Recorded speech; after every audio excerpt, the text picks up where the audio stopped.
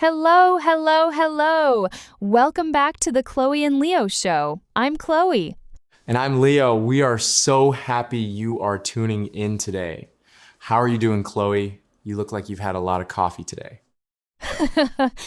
You caught me. I'm excited because today we are tackling a topic that makes almost everyone's palms sweat. Let me guess. Spiders? No, Leo, not spiders. Business meetings, specifically how to speak up and actually persuade people in English.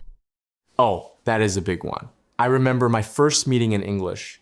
I was so nervous that when the boss asked for my opinion, I just said, I like sandwiches. Did you really? No, but I felt that awkward. Many of our listeners tell us they have great ideas, but they are afraid to speak because they worry about their grammar or their accent. Exactly. But here's the secret. You don't need perfect English to be a leader. You just need the right phrases and a little bit of strategy. So today, we're going to give you a meeting survival kit. We'll cover how to interrupt politely, how to state your opinion clearly, how to disagree without being mean, and finally, how to get people to say yes to your ideas. Stay with us until the end, because we have a special challenge of the day for you to practice in your next real-life meeting. Okay, Chloe, let's set the scene. Imagine we are in a meeting. The topic is, should we allow office pets? Oh, I love this topic.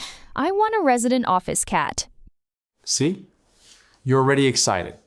But imagine the manager is talking and talking.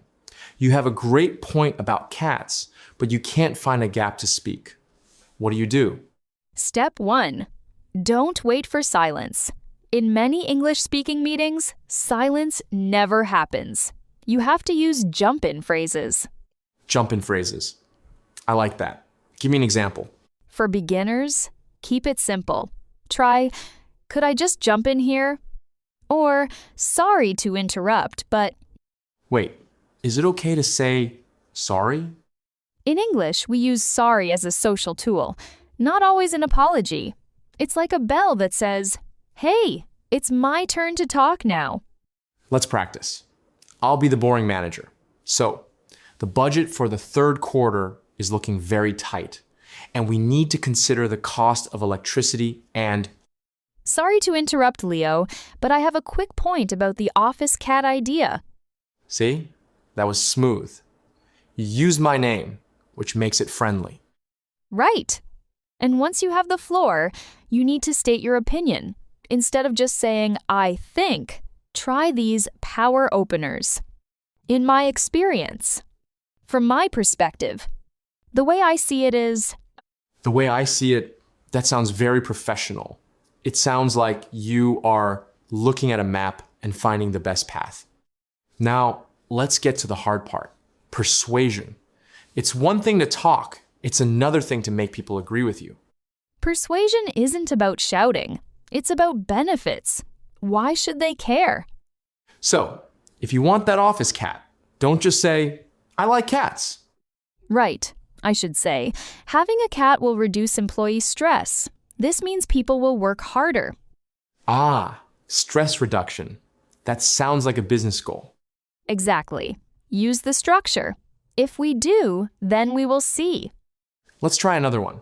Maybe a listener wants a new software for the team. Good example. They could say, if we use this new software, we will save 5 hours a week. Save 5 hours. Every boss loves that sentence. Now, Leo, what if someone disagrees with you?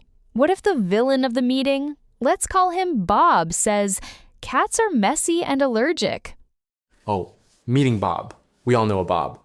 When Bob disagrees, beginners often get defensive.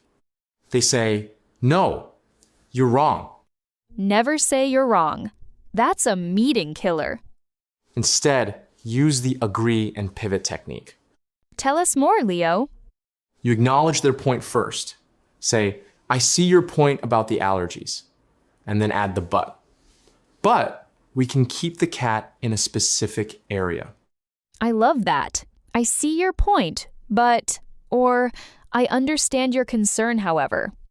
It makes Bob feel heard. And when people feel heard, they are more likely to listen to you. Leo, let's talk about the vibe.